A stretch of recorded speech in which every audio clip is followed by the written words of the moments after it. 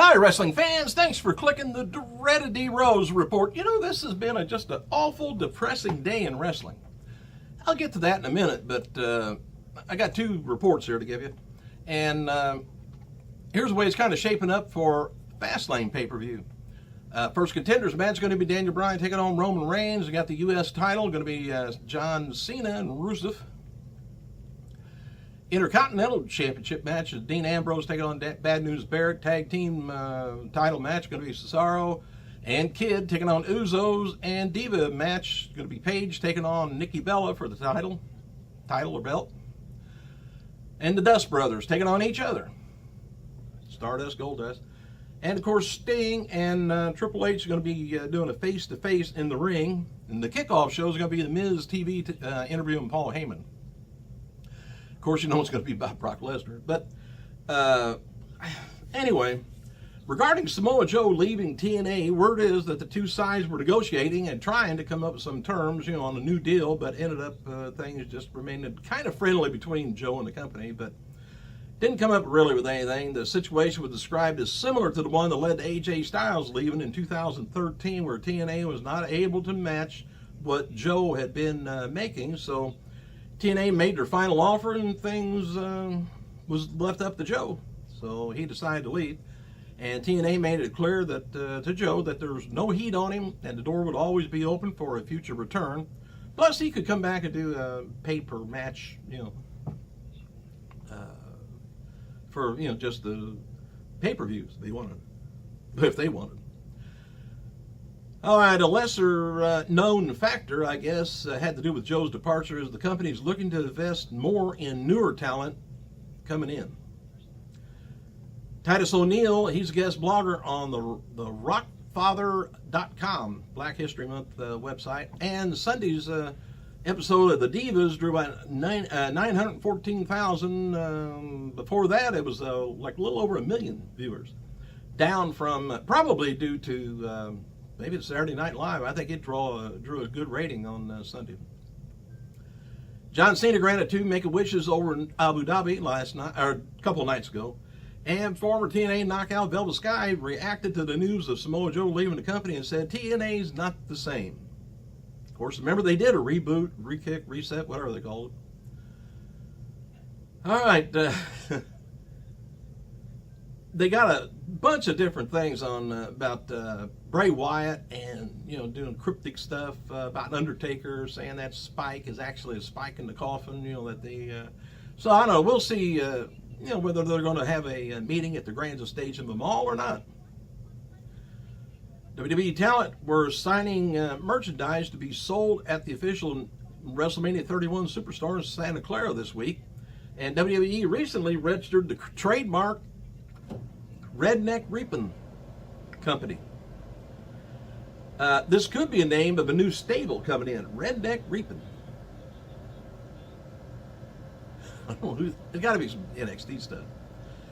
Anyway, WWE also registered a logo of a left hand and index finger raised for clothing purposes, I guess. This is going to be related to Daniel Bryan.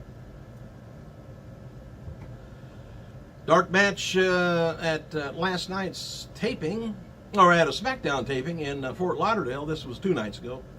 Cena, Reigns, Ambrose defeated Rollins' Big Show Kane when Reigns hit the spear on Rollins. Or rather, yeah, when Reigns hit the, whatever I just said. He did it. All right, here comes the depressing part. This whole deal is I guess let's just beat up WWE, see what money we can get out of them, and have it our way. I can't help people, you know, for trying, I guess, but Cassandra Frazier, widow of former WWE star Nelson Frazier Jr., or Big Daddy V, or Visitor, and a lot of other names, filed a wrongful death lawsuit against WWE yesterday. This is today's news, by the way, just 1 year after his death. The lawsuit was brought to light by Irving Mushnick of Concussions Inc. website. A full 124-page lawsuit can be seen at a link over there. It mentions Chris Benoit's death and referring to CM Punk's comments from Colt Cabana's podcast where he called WWE's concussion policy BS. All right, So if we can follow this now, Cassandra alleges that Frazier died as a result of injuries that he suffered as a result for working for WWE. She alleges that WWE wrongfully did wrongful conduct, gave rise to the long-term consequences of multiple concussions and other serious permanent and disability injuries during Nelson's career with WWE. Cassandra is accusing WE of holding back important medical information and research and misinformation Nelson and other WWE talent about risk of working for the company. I don't know whether they had, I know they signed contracts with the company, but I'm not sure whether stuff is in there like that. I've never seen one, especially back then also. But anyway, the lawsuit says Nelson had large knots on his head due to scarring tissue on his skull forming into a permanent lump, and she has indentations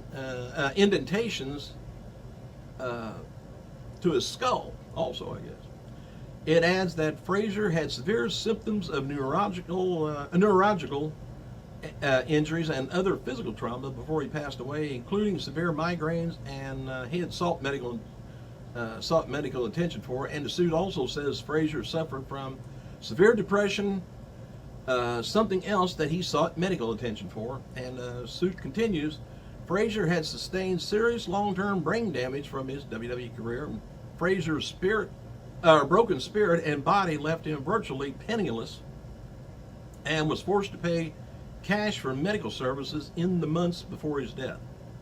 Cassandra has made 9 claims against WWE, including negligent misrepresentation, intentional misrepresentation, fraudulent concealment, vicarious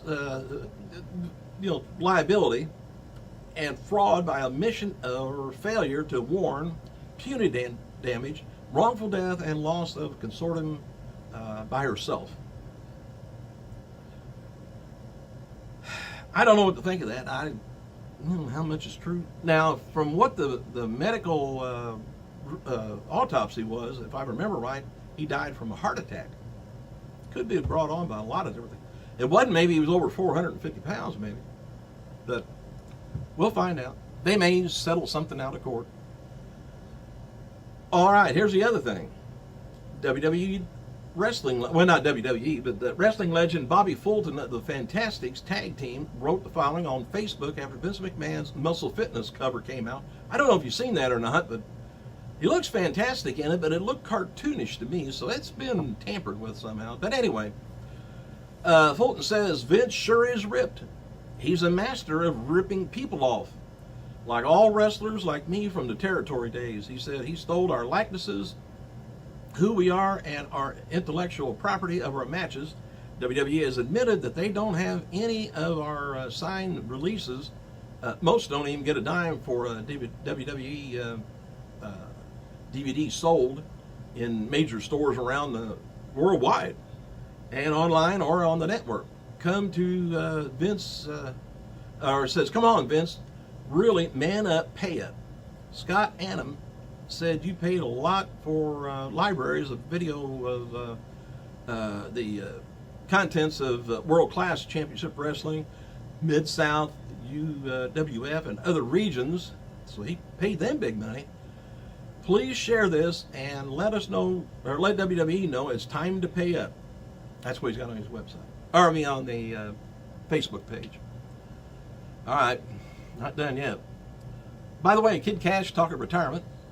And noted earlier this month that CHYNA accused Triple H of assaulting her, and during a recent interview with Vince Russo, and Triple H quickly made out a statement and sent it out real quick, denying all charges. Sean X-PAC Waltman, who's been friends with CHYNA and Triple H, and once had a relationship, if you remember the first videotape, with CHYNA, said that CHYNA did tell him the same assault story at one point during their relationship, but she said later and admitted all Triple H did was push her out of the way. Waltman said that he doesn't want to get involved in public mudslinging of the CHYNA story or Triple H, so he's just staying out of it. He just now got in it, but he said he's staying out of it. February 13th, the live event, Fort Myers, Florida, drew about 530 fans. Wrestling Observer Newsletter notes that that's the record for NXT. However, it's going to be broken upcoming Ohio show live event. WWE diva Dana Brooke will make her TV debut episode in April against Blue Pants. Brooke has been working live events for a few months now, and as a correspondent at last night's NXT taping, and noted she was met with a bad reaction and "you can't wrestle" chants. Didn't that happen to Von Erich? Lacey? Anyway, The Rock reveals that he's going to be returning to the Oscars Sunday. He's a presenter. WWE's Eva Marie is also going to be there.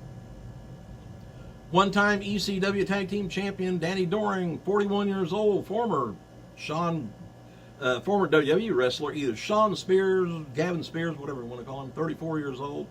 Queen of Extreme Francine turned 43 today. Also, this would have been the birthday of Hall of Famer Big John Studd, 67 years old.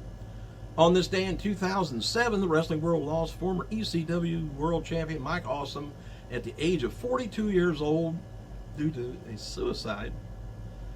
And of course, in 2014, WWF, TNA star Big Nelson, Big Daddy Frazier, King Mabel, Viscera, whatever, he passed away at age 43 after suffering a heart attack.